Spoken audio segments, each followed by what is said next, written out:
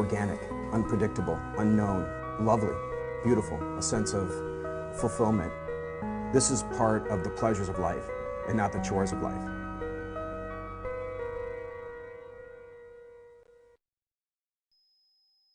Coming up on this Thursday morning edition of Daily Iowan TV, we have the latest on a new career focus being offered to UI students. And later in the program, we take a look at what it takes to make a student org on campus. One-on-one with head coach Fran McCaffery, also find out how they plan on replacing 4 seniors that they lost. All of the latest news is just ahead. Stay right where you are. You're watching Daily Iowan TV.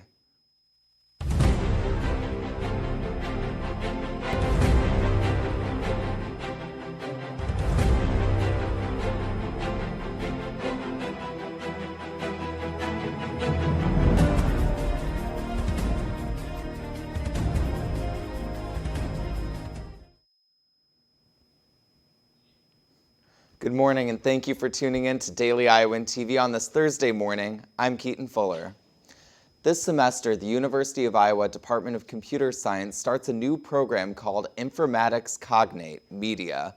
The program allows computer science students to utilize their technical skills in the media field. Daily Iowan TV reporter Zhao Li sat down with one professor of the program and brings us more about the new track. If you want to know which state has the most population, will you read this? Probably take you hours. What about this? Direct, clear, and easy.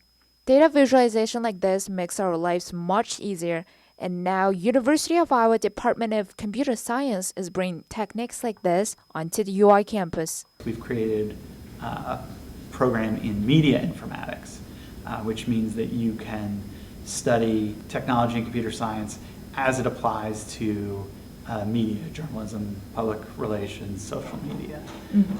And the goal there, it's the fastest growing field within all of the media fields, is applied technology. The program allows people who are majoring in informatics to specialize in media, and it also makes it easier for journalism students to declare a second major in informatics. Faith, a senior journalism student who interned with NASA this summer, said based on her internship experience, it is important to put all the statistics in an efficient way. Because I know journalism anymore, it's not all just on print, a lot of it's on the internet.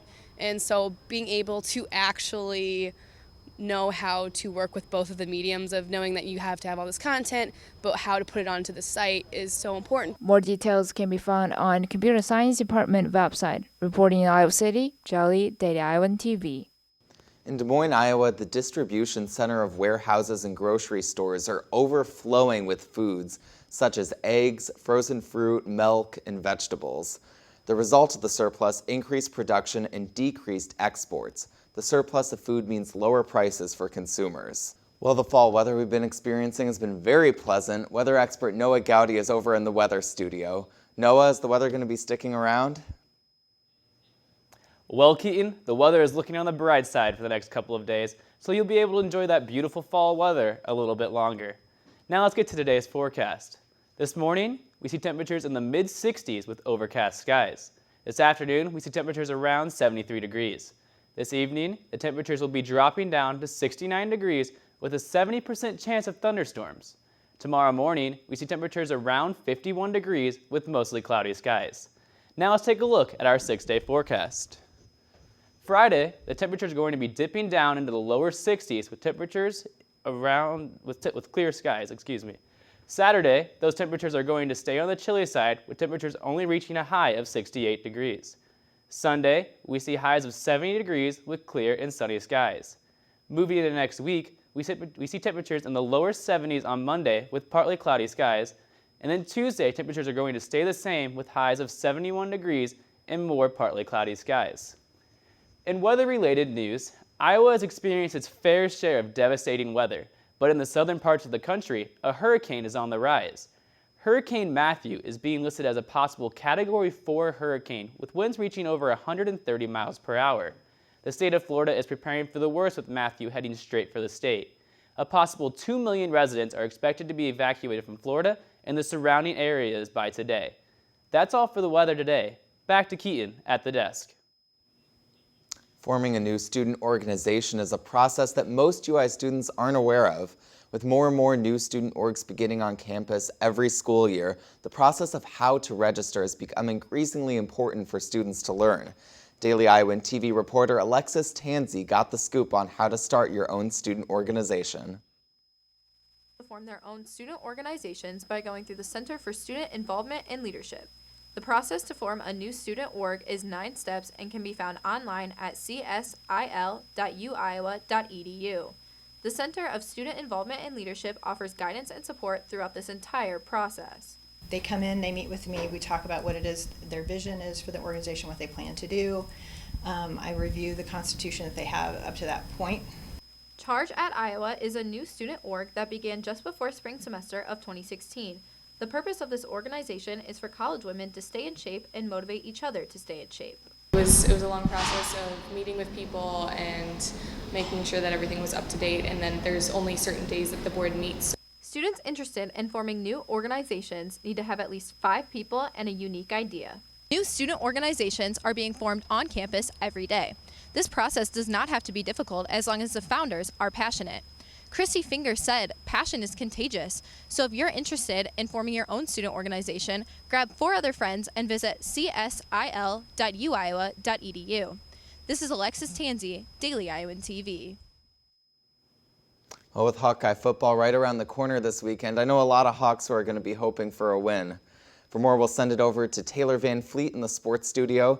Taylor, how are the Hawks looking? Yeah, Keaton, Hawkeye fans are definitely hoping for a big win against Minnesota this weekend, especially after the tough loss last weekend against Northwestern. And with football season in full swing, I can't believe I'm about to say it, but basketball is about to be in the mix as well. Iowa men's hoops had their annual media day on Wednesday afternoon, and Aaron Erickson has the recap.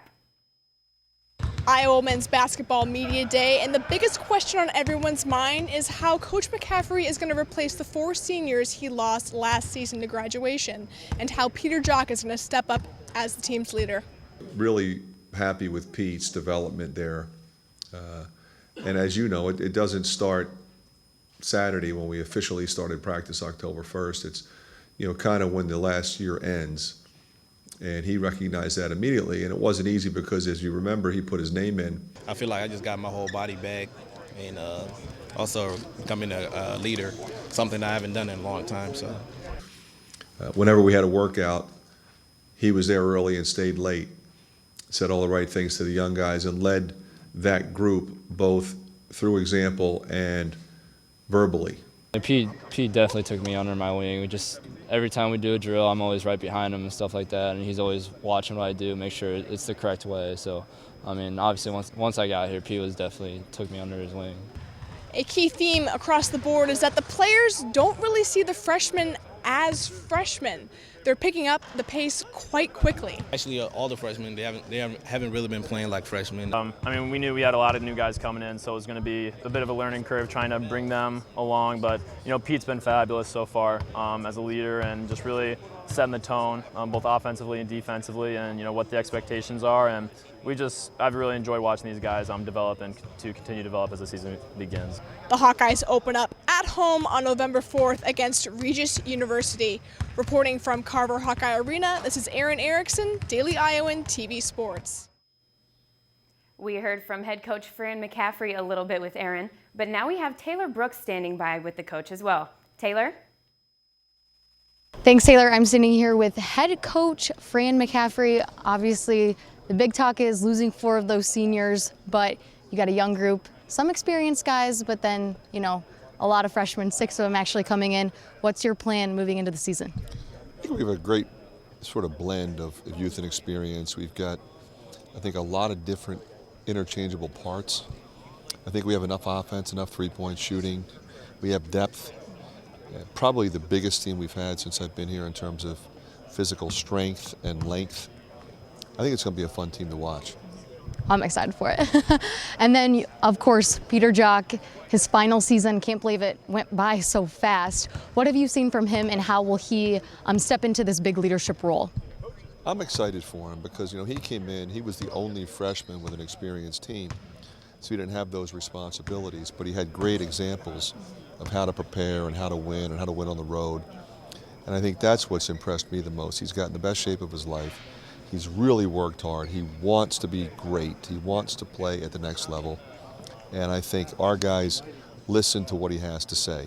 He was involved in the recruitment of most of them. You know, he was probably our best recruiter. He hosts our recruits. Everybody likes him. Everybody stays in touch with him. Guys that visited here, that didn't come here, they still talk to Pete. He's got that kind of personality, and that's what I'm looking forward to. And then you also talked about the flip side of that with Dale Jones. How excited are you to get him back on this floor finally? Well, you know, I think most importantly, I'm excited for him. You know, he's such a good player and such a good person, and he's been so patient. I mean, it's hard when you watch us beat the #1 team in the country here and you don't get in the game because you're injured. He was so happy for our guys, but wanted to be a part of it so badly. And to his credit, what he did was really stay true to his rehabilitation schedule. That's the hardest thing when you're anxious to get back, because with an ACL, you've got to be really patient. And he was, and he looks terrific right now, and I'm excited for him. As Aaron mentioned earlier, the team kicks off their season November 4th against Regis University. Then they will stay home for their next 4 games. Well, tonight starts the 5th week of the NFL season, which means time is running out to set your fantasy lineup. If you're looking to bounce back after a few tough fantasy weeks or are looking for a good running back or receiver, our reporter Alec Giannakopoulos talked to 2 local fantasy experts for their takes. The NFL season is well underway, which of course means more eyes will be glued to televisions across the nation every Sunday. While the athletes go through vigorous training sessions to get their body in prime shape every Sunday, they are not the only ones who spend the week preparing for football. Jack Brindley and Nick Olson are self-proclaimed fantasy experts, and they have the accolades to back up their claims. I destroyed that league. I think I only had 1 or 2 losses, and I won a couple $100 because of that. As of now, I would say I'm having a pretty good fantasy season. I'm 4-0. And while they're having some great success so far this season, a lot of fantasy owners are not. So I had to make sure I went to Jack and Nick's room to ask them what a fantasy owner could do to turn around a bad season and reverse that 0-4 or 1-3 record. And I especially had to do this because my own personal team, the Giannakopoulos Olympians, are only 1-3 so far this year. If you're having trouble at the beginning of the season, it's probably because you're not setting your lineup every single week. What I do is during some of my lectures, I'll take like 10 minutes out and just look at some fantasy advice from around, the internet, and just say, what can I do to make sure that my fantasy team is doing better? I asked the 2 on opinions on solid running backs and wide receivers, 2 of the hardest positions to get right in fantasy football. If you can get a starting running back that you know is going to get carries, that's a good option to go with, even if he may not be a star running back. Right now, I believe I have LeGarrette Blount in my flex. He's a running back that's going to be getting carries, going to be getting red zone looks, goal line carries, and possibly getting a touchdown or 2. For receivers, I would just go with, a team that has a good quarterback. So Matt Ryan, obviously, having an incredibly good year. And so I went for Mohamed Sanu, a name that everybody says, who's Mohamed Sanu? But when you have a player who has a good enough quarterback to produce those kind of yards, it's kind of a no-brainer at that point. And with that, I'm off to adjust my lineup. Good luck to all those in Week 5 of fantasy football. Alec Giannakopoulos, Daily Iowan, TV Sports. And we hope things bounce back for Alec's teams as well as your teams. In other Hawkeye sports news, 5 University of Iowa swimming and diving athletes earned Big Ten Conference weekly honors. For the women, junior Teresa Leonards was named the Big Ten Swimmer of the Week. Jacinta Thomas was tabbed as the Big Ten Diver of the Week, along with Hannah Burville being selected as Big Ten Freshman of the Week.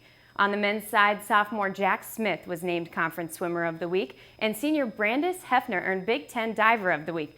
Both men and women's teams have their inter-squad meet this upcoming Saturday. Tune in for our football pregame show tomorrow morning. Keaton, back to you. That's a wrap for today's program. Visit our website, dailyiowan.com, for all the latest news. I'm Keaton Fuller. Thanks for tuning in.